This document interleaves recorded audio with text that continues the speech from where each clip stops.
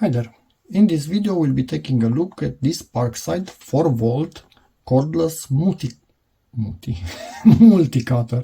I'm not even going to cut that out of the video, it's too funny.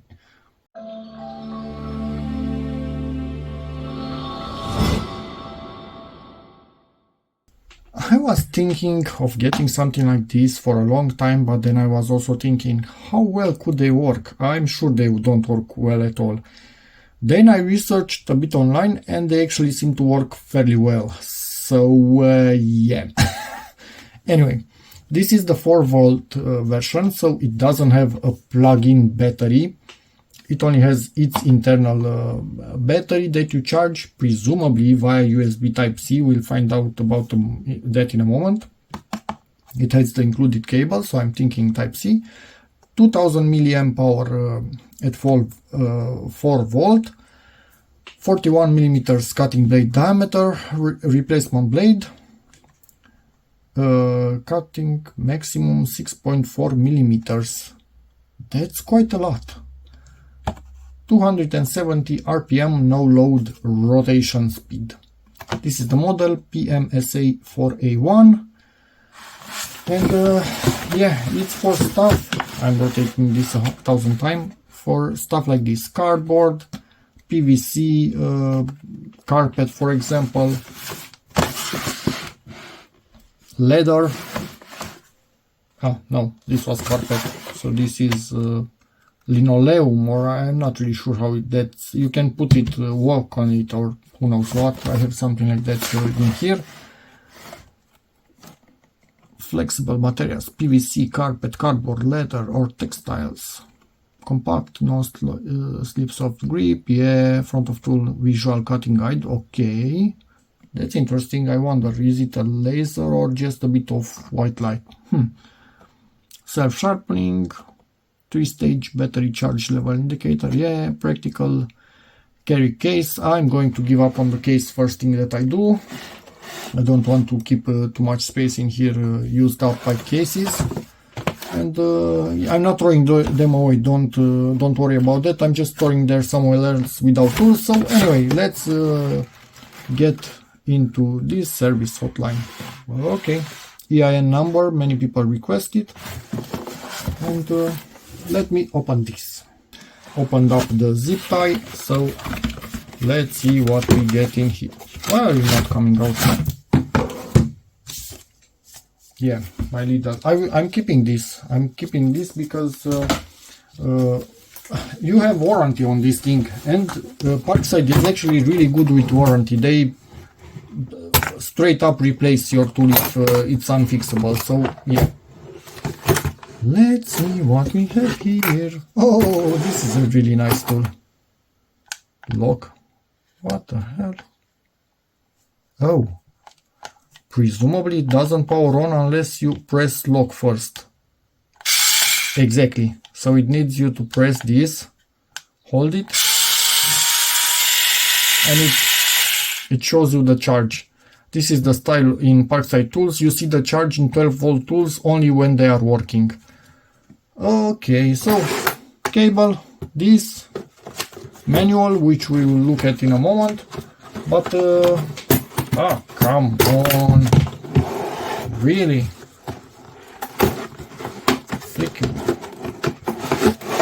Okay, and it's out. So we will look at that in a moment, but I want to cut something. And what better for this than its own box. So let's see. I have no idea how this should work, but we'll find out now together. So press this, press that. And what did it hang up on?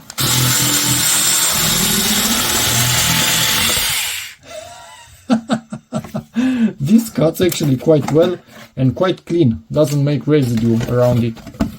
But you do need to push on it a tiny bit. I'm not sure in what it hangs up in.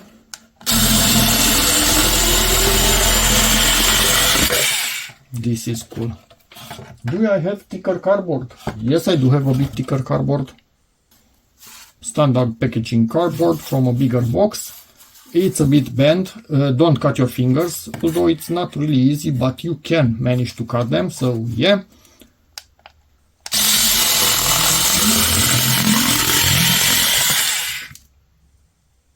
goes like through butter. And believe me, don't I have scissors in here? Be back in a second. Okay, so with scissors you cut it, but it's annoying. It's not extremely easy to cut. Neither is it extremely hard in this thickness. In thicker it's even harder, but still annoying. This goes through it like through butter. Okay, good purchase up to this point. Let's give it something else to cut. This you put under your floor tiles, for example. Those that simulate wood, or I have no clue how to call them. Woohoo! Yeah, so it makes easy work. Okay, I'm sold. I like it. Let's give it something harder. So there are 3 levels of this thing. I think it's close to its maximum thickness. I'm not even sure if it goes in there, but yeah, let's try. Yeah, it was it cut it, but in here it was a different slice from the first cut. Okay, this is cutting extremely well. Let's try something else. Fake leather. Will it cut or will it not?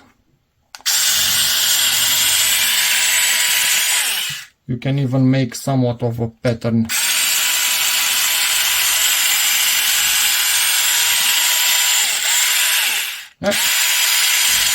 I know what's happening. It locks in there sometimes. It goes underneath it instead of going into it. It goes like that. So maybe that could be an improvement at a later point, to not have that gap right there, to reduce that risk. This is actually cool. Good purchase. Really cheap price. I don't even know what else to tell you about it. It's gonna charge via Type-C.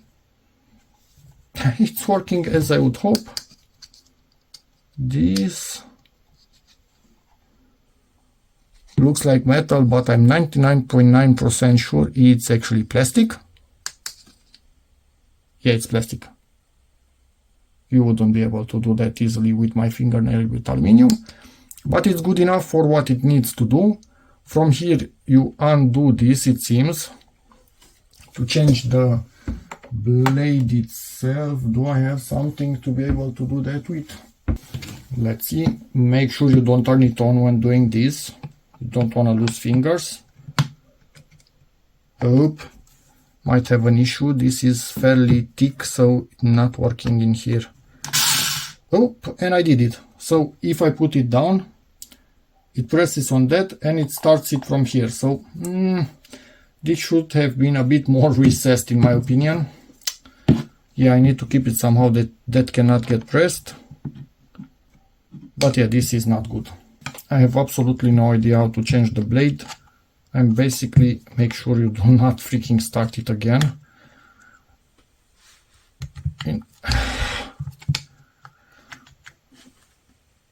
I don't like this design. Doesn't go in any direction, so let's quickly look at the manual. Maybe it helps us understand something that we are missing. Those are the numbers. So here you can see numbers and also explanation. It should be a standard screw, but it might be extremely tight from factory. So yeah, I'm quite sure the blades must be something universal. This is why they are giving us the diameter. Battery LED. But wait a second. Mount on off switch. They said about something that's giving you the... Oh, are you freaking kidding me? I was wondering what's up with this line. This is what's giving you the cutting direction. This white line here. It's not any sort of light. It's just a white line of paint showing you where the blade is actually. Because you cannot see the blade. Makes sense. Not what I was expecting, but makes sense. So yeah. Vibration, acceleration, whatever, uncertainty for vibration. Jesus, that's too much info for the average person, electrical safety, personal safety. Feel free to pause at any time.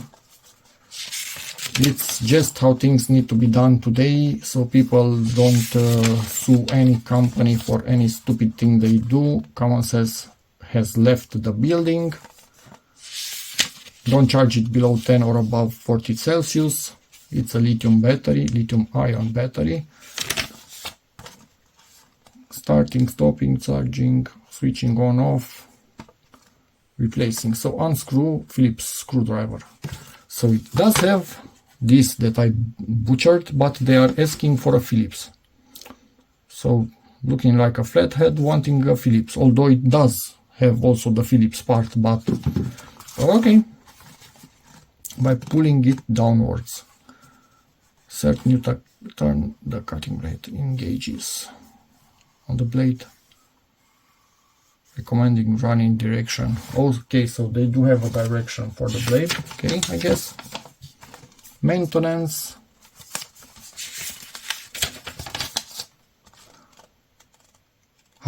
Warranty.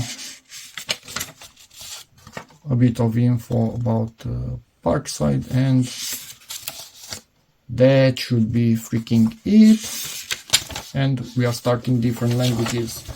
So let's try again with a Phillips.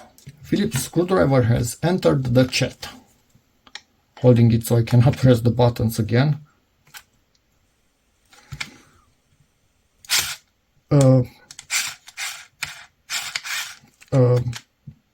They didn't think this through, did they? So it's that tight that it basically does not allow me to rotate it. I could put something in the hole to somehow lock it in place. Probably that would be wise to do. Let me see. Okay, so we have a hole there, and I'm going to put something through it. Let's see what we can break. I'm trying to in the simple standard direction. Whoa, okay. No, I'm not extremely strong, but this is extremely tight. So I'm destroying it at the moment. So, PARKSIDE, what the hell did you do? I think they over tightened it, honestly. So, yeah. I don't need to change the blade. I just wanted to show you how to do it and to know myself how to do it for the future, but this is overly tight. I'm basically destroying with this, which was a good fit, so it wasn't loose in there. It's still a good fit. And it's a Phillips, it's not a posi drive. No, sorry, I cannot get it off. Tried even with this thing. Again, a perfect fit. This is just getting damaged more and more. It's not going to work. I don't need to change the blade again.